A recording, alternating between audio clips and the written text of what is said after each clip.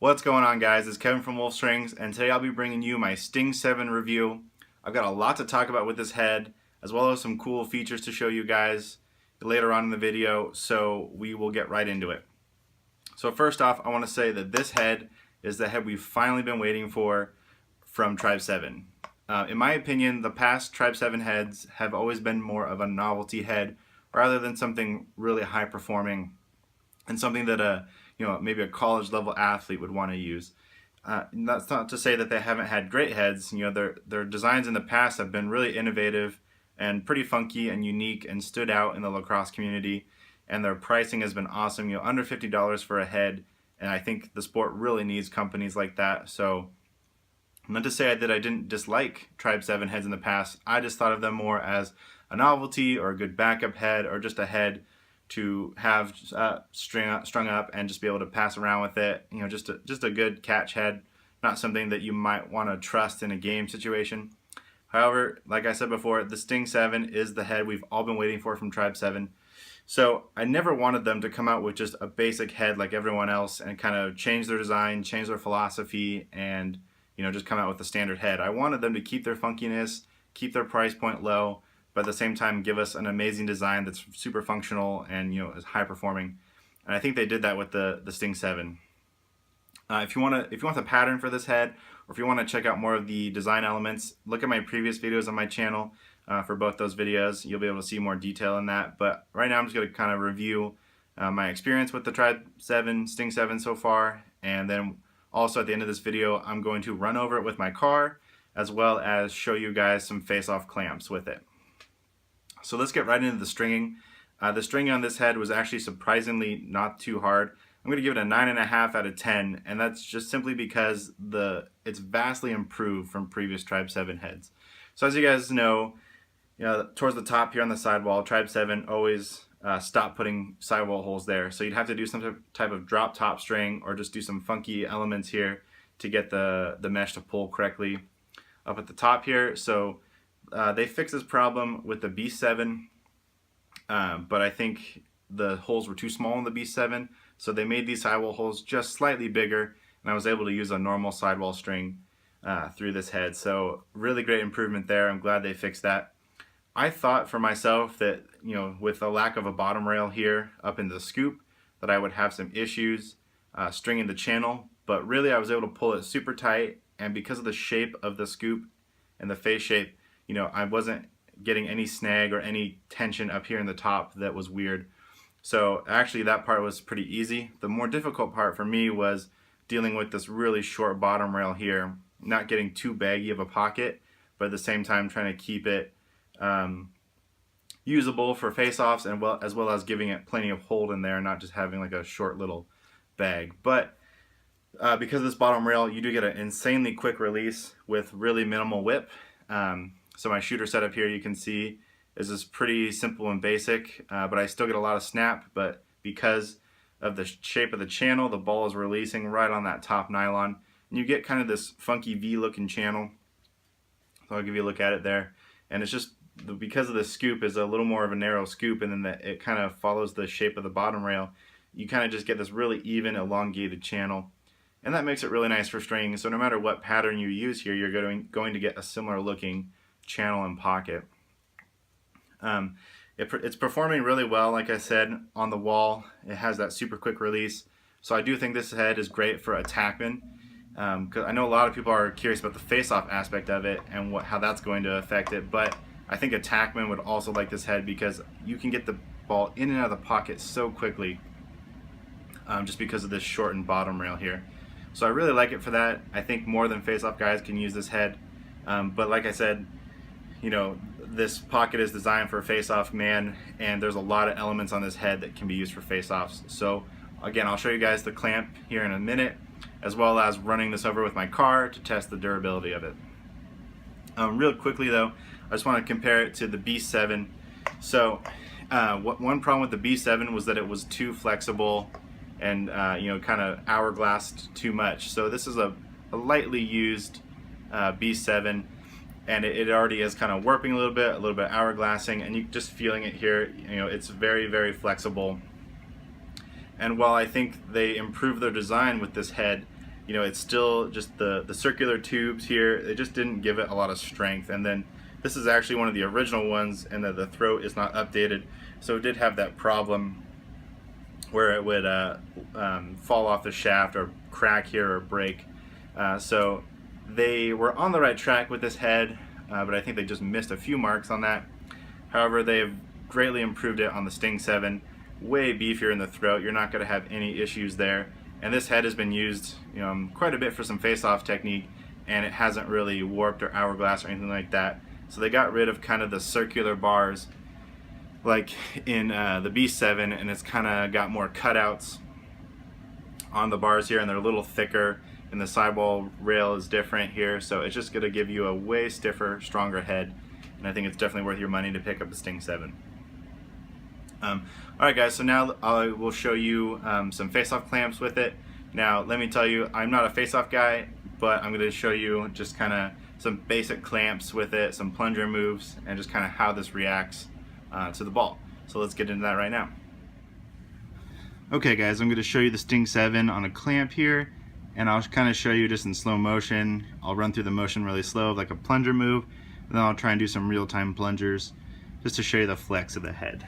So it's already super stiff, so pushing down on it, it gives you a pretty good grip here, and I'm able to push down into the ground a lot, and you'll get a nice solid base to start my clamp with.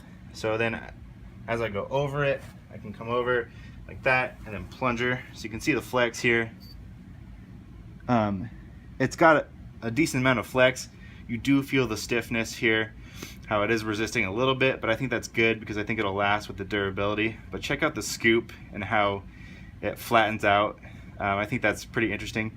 But you can, as you can see here, as I clamp up like this, it's already grabbing the ball up here. So that's really nice.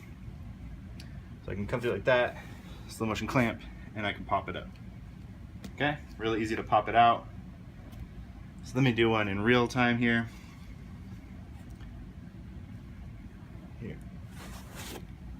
Okay, and then this is where the power nub comes into play, because obviously when you start the face-off, you have to have your hand off the plastic.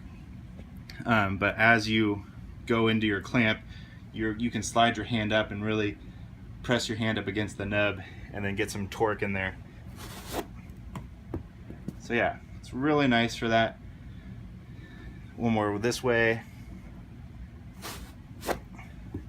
Okay, let me go around on the other side here so you can get a different view. Just kind of what the clamp looks like. Down here, clamp through, that, do one more. So down here my hand is off the plastic, but as I clamp over I can push my hand down in there, get torque, flex it up, and pop it up. So yeah guys, really great head for face-offs. I think the stiffness is really going to help with the durability, and it's really going to help you win those 50-50 battles. Because of the stiffness, you're able to power through someone else's clamp pretty easily. So, alright guys, now let's get into the car test. Alright, here's the Sting 7 getting run over by my Subaru. Ready to go. Nice. Okay. And then, yeah, now go, can you go backwards? Back up over it, long ways. Whoa, that really crushed it. Alright, as you guys can see, the rocks kind of beat it up a little bit here. But other than that, I don't see any cracks. Alright guys, we'll head back into the studio and check this out. Alright guys, so we ran this over with the car.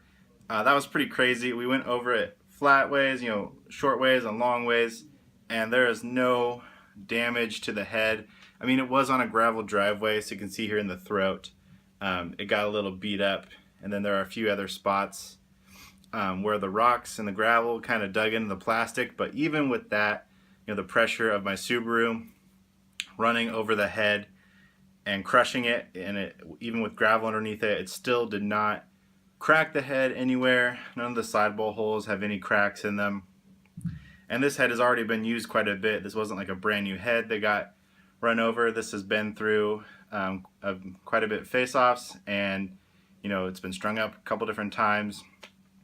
And yeah, guys, so just some minimal scraping of the plastic, but nothing that's going to structurally damage the head. So it survived the car test, and I think that's pretty amazing. I think a lot of other heads would be able to handle that much pressure. So it's kind of amazing what Tribe 7 does with their plastic to be able to make it that strong. I will say, guys, even though this is the head, like I said, we've all been waiting for from Tribe 7, I think the biggest drawback of this head is the scoop. So it's a great idea to shorten the bottom rail here to give it a specific type of pocket. But what I noticed is when you go for a ground ball, if you don't hit it correctly flat, this scoop is going to bend back on you. You can see here the scoop is pretty flexible. And I just noticed personally when I was going to get some ground balls, if I didn't go with perfect technique and get perfectly flat on the ground ball, it bent back on me. Now, when I did have good technique and I was able to quickly get it, the scoop does flatten out pretty nicely. And it does make getting a ground ball pretty easy because it widens out and flattens out like that. But I think it's a little too flexible here. I haven't really noticed any stress on this joint here where the bottom rail ends. You can see it just got all scraped up from the crush test. But before that, there was no stress marks or anything visible there. So I don't think this is going to be a strength issue, which is what a lot of people were worried about. I saw in comments on Instagram, everyone was just worried about this part of the head cracking or breaking. But I mean, I'm flexing it back pretty tough. And like I said, it's taken quite a few ground balls in practice, and I haven't noticed any issues there. It's just, I just don't think it's the best design when you're talking about a quick ground ball in a stressful game situation. You can't always get super flat on the ground. And I think right there, this is one of its drawbacks. But like I said, if you do get it flat, it is pretty easy to get the ground ball. You just got to be really precise with your technique. So yeah, guys, in conclusion, I love the Sting 7. I really think it's a great head. The one drawback is the scoop, but other than that, the stringing was easy to use.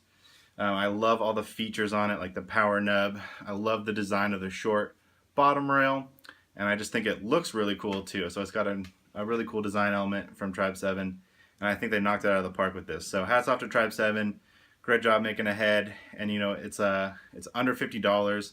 So you could buy 2 of these for the price of one high-end head, and I think this particular Tribe 7 head is going to last and hold its shape for quite a long time. So guys, I'd like to hear your thoughts on the Sting 7, if you've used it, what kind of testing you've done with it, if you strung it up, what you thought about it. Drop a comment below and let me know. I'm really curious about that. And as always, if you like this video, go ahead and punch that thumbs up button down below. Takes a second to do, and it really helps get this video out to more people so they can see this information. And guys, thank you so much for watching. Don't forget to subscribe to the Wolf Strings channel if you'd like to see more videos like this and cool reviews of new lacrosse gear. So thanks again, guys, and I'll talk to you next time.